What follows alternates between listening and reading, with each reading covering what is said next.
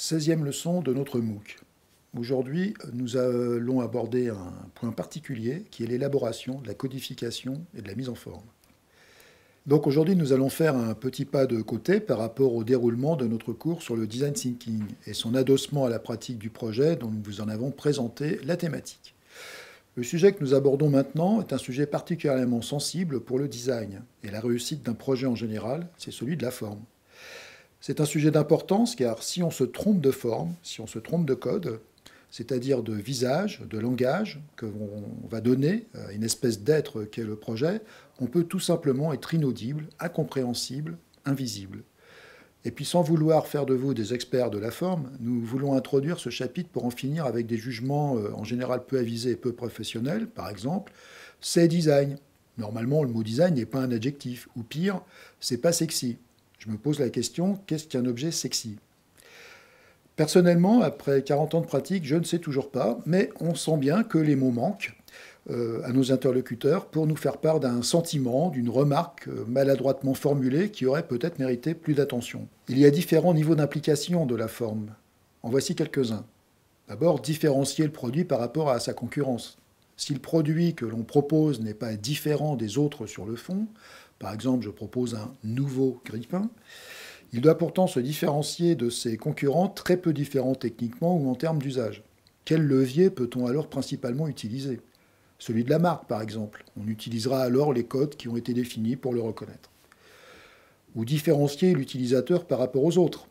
Par exemple, par la reconnaissance immédiate d'une marque qui fera que l'on fait partie de cette tribu.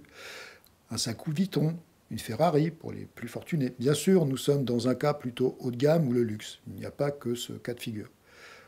Ou rendre compréhensible un mode de fonctionnement, d'un service ou d'une machine. Par exemple, quand vous vous trouvez devant un automate de distribution de titres de transport, encore appelé ticket, son visage sera-t-il avenant, simple, immédiat, complexe, incompréhensible ? Mais avant de savoir comment élaborer une forme, il faut essayer de comprendre de quoi elle est faite. Utilisons d'abord une métaphore, puisqu'on dit qu'une forme parle ou ne parle pas, comparons-la à une histoire. Nous allons donc construire une histoire. Et selon l'histoire que nous allons raconter, nous utiliserons tel ou tel code, tel ou tel langage, en prenant soin de savoir à qui on parle et comment. Il est donc important de savoir deux choses. Que devons-nous raconter ? À qui nous adressons-nous ? La forme est comme un langage immédiat, car nous pouvons l'appréhender d'un coup d'œil, et nous pouvons être concernés ou pas, immédiatement. On comprend bien vite l'intérêt de l'écrire de manière précise, sinon on peut compromettre des mois d'investissement. Alors un exemple semble maintenant indispensable. Prenons deux objets à fonction identique, performance identique ou quasi, partageant même certains composants principaux. Et nous prendrons une automobile, cet objet parle à bon nombre d'entre nous. Posons-nous deux questions simples. Entre ces deux objets, c'est-à-dire la Fiat 500 et la Ford Ka, quel est le produit le plus cher et quel est celui qui se vend le plus ? Vous connaissez tous la réponse. Et d'ailleurs, cela en pose une autre sur la soi-disant objectivité de nos choix.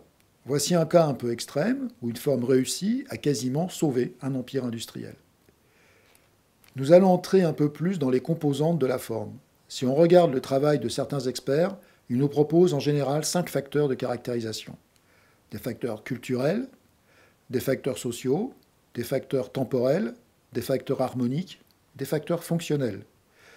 Bien sûr, quand un designer dessine une forme, il ne commence pas par réfléchir à ces 5 grilles de lecture. En revanche, elles pourront lui permettre d'établir un argumentaire, voire des éléments d'évaluation de la forme partageables avec ses interlocuteurs.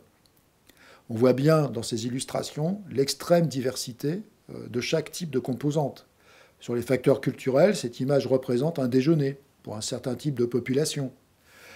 Ensuite, la deuxième image, une médaille religieuse, est un élément de repérage social, toujours pour une partie de la société. Les facteurs temporels qui concernent la mode.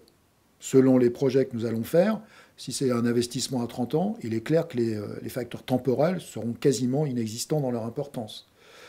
Les facteurs harmoniques, qui sont en général utilisés par plutôt les commentateurs de la forme et les non-spécialistes de la forme. Et puis les facteurs fonctionnels, qui peuvent être des très grands agents de changement de la forme. On le voit encore avec ce téléphone multitouch. Si nous voulons aller plus loin dans l'analyse des composantes de la forme et essayer d'en déterminer toutes les composantes, nous allons vous proposer différentes grilles de lecture. D'abord, la marque. Alors évidemment, un contenu de marque, une histoire, des codes. Le produit ou l'objet, question de sens. Est-ce qu'on va comprendre de quoi il s'agit? Statut social peut-être, et puis de fonction bien évidemment. Ensuite, l'expression de valeur, entre identité, usage et technique, qu'allons-nous décider stratégiquement de mettre en avant? Et puis des facteurs de caractérisation, tels que nous les avons vus sur ce qui fait sens dans la forme, c'est-à-dire les facteurs culturels, sociaux, temporels, harmoniques, fonctionnels, dont il faudra effectivement tenir compte avec intelligence et pertinence par rapport à chaque type de population à laquelle on s'adresse. Qu'avons-nous vu aujourd'hui? Après ces propos un peu structurés autour de la forme, je voudrais partager quelques étonnements au sujet de l'implication de la forme dans nos objets du quotidien. Par exemple, ce travail d'écriture extrêmement précis, réalisé par une agence de design nantaise, les Faltasi, et le designer du groupe SEB de l'époque, Frédéric Beuvry. Il représente une symbiose réussie entre la définition d'un univers de marque, très précisément défini, ici Roventa, associé à une application, une transposition de cet univers de marque sur le produit. Le détail de la pointe en acier sur l'avant du fer n'apporte rien en termes d'usage, ni sur le plan technique, mais il rend lisible ce que dit la marque. La précision, l'efficacité d'une technologie maîtrisée. Un très beau résultat commercial à la clé, basé sur une très grande cohérence globale. Et puis un autre étonnement, l'absence d'évolution de la forme des appareils photo. Voici deux appareils de niveau technique comparable. Celui de gauche est argentique, il a au moins 10 ans. Celui de droite est numérique et plutôt récent. Cherchez l'erreur. C'est un peu le jeu des 7 erreurs. Évidemment, on a pris dans la même marque. À part la présence d'objectifs interchangeables, dans les deux cas, les techniques, les composants sont radicalement différents. Il n'y a plus de bobines de pellicule à dérouler et à stocker avant ou après le passage derrière l'objectif. Pourquoi la forme est restée comme un modèle indépassable?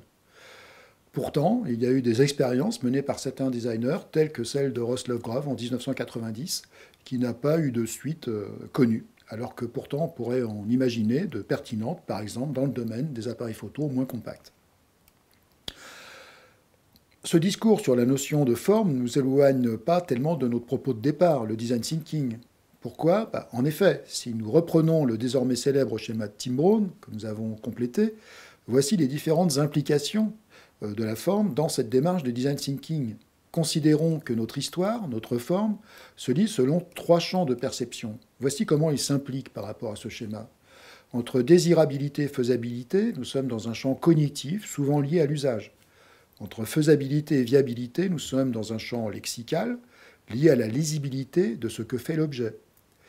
Ensuite, nous avons un champ sémantique, lié au sensible et au sens, entre désirabilité et viabilité.